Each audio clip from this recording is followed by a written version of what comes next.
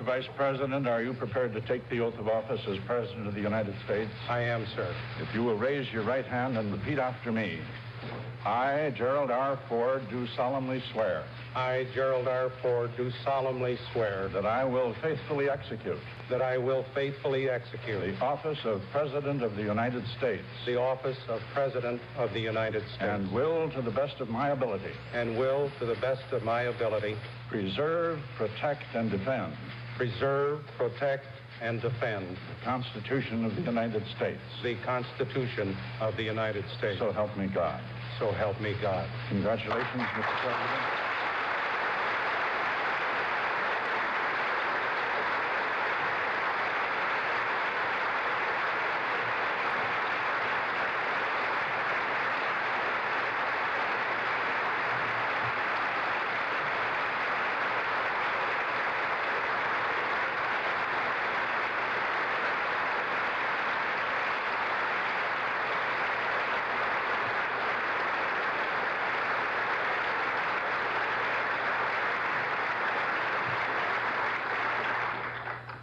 Ladies and gentlemen, the President of the United States.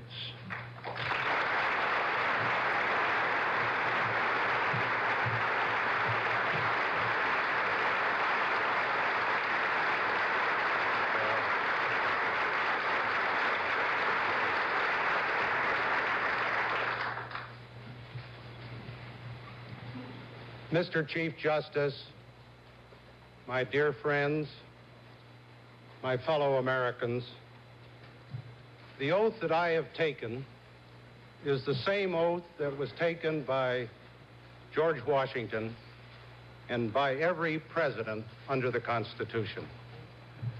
But I assume the presidency under extraordinary circumstances never before experienced by Americans.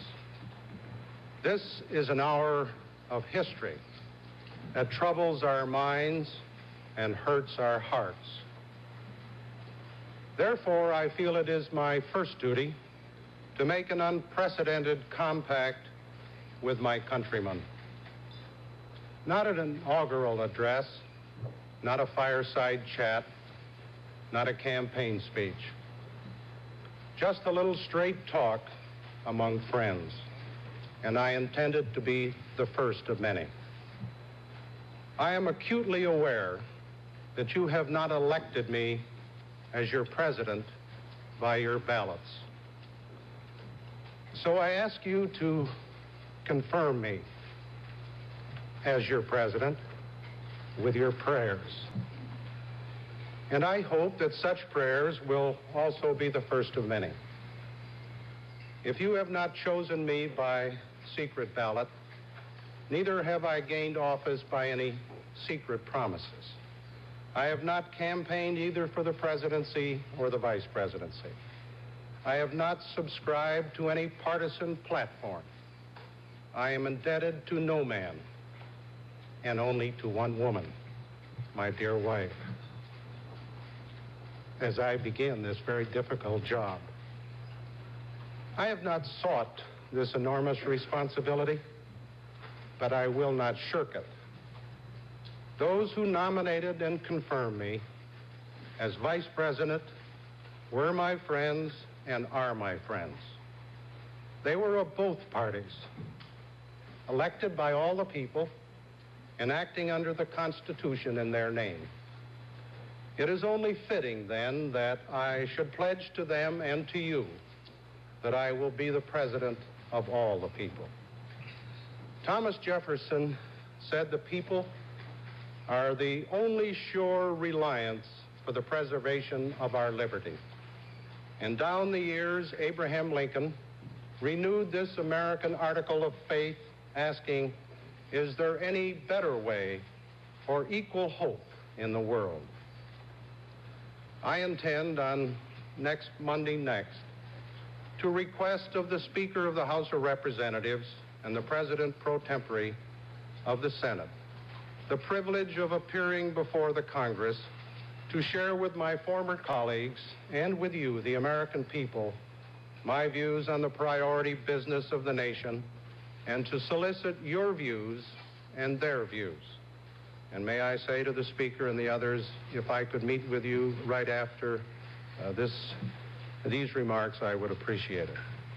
Even though this is late in an election year, there is no way we can go forward except together. And no way anybody can win except by serving the people's urgent needs. We cannot stand still or slip backwards. We must go forward now together.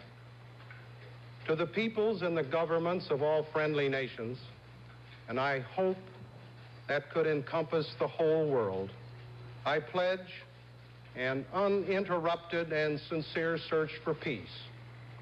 America will remain strong and united, but its strength will remain dedicated to the safety and sanity of the entire family of man, as well as to our own precious freedom. I believe that truth is the glue that holds government together, not only our government, but civilization itself. That bond, though stained, is unbroken at home and abroad.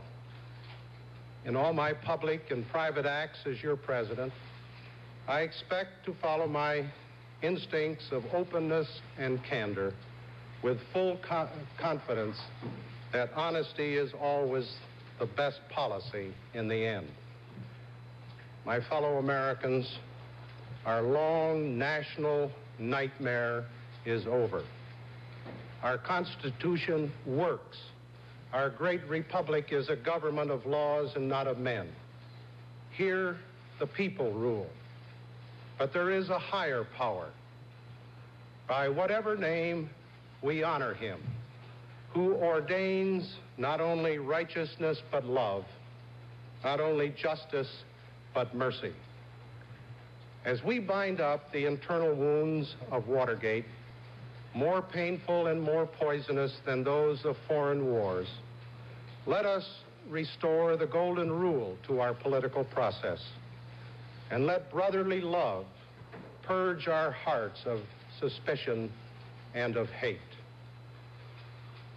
In the beginning, I asked you to pray for me. Before closing, I ask again your prayers for Richard Nixon and for his family. May our former president, who brought peace to millions, find it for himself. May God bless and comfort his wonderful wife and daughters, whose love and loyalty will forever be a shining legacy to all who bear the lonely burdens of the White House. I can only guess at those burdens, although I have witnessed at close hand the tragedies that befell 3 presidents and the lesser trials of others.